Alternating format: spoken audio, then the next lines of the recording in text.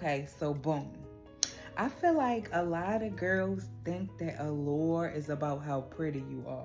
But the older I get, the more I realize the girls that really have people locked in are not always the prettiest. It's the ones who know how to create tension. And I realized that because I've been in rooms where there were women where I felt like they were prettier than me, objectively pretty by societal standards. And somehow I still was the one captivating attention. And the crazy part, at the time, I didn't even realize what it was. It was innocent. I wasn't trying to be seductive. I wasn't trying to pull attention.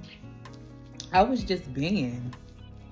But the older I got, the more that I observed people and I observed myself, I realized that it was something more than just looks. It was energy. It was pacing. It was tension.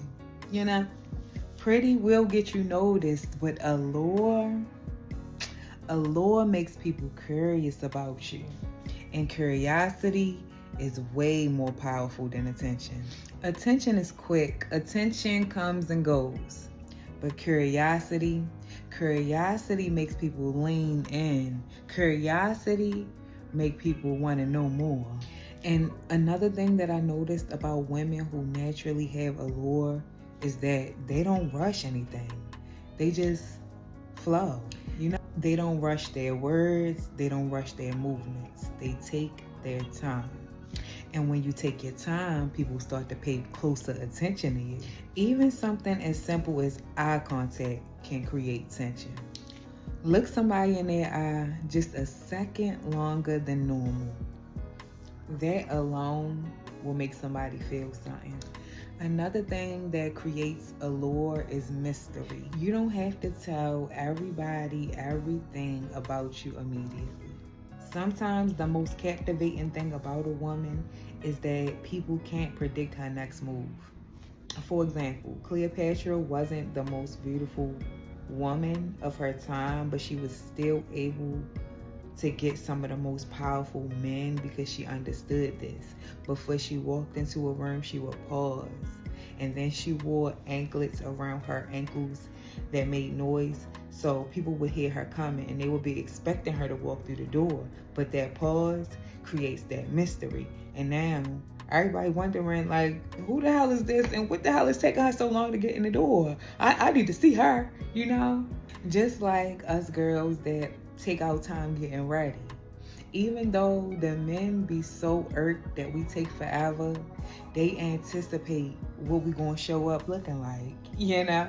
I have always been kind of soft and I'm not the loudest in the room, but I realized that softness, when you really embrace it, can be really powerful, you know?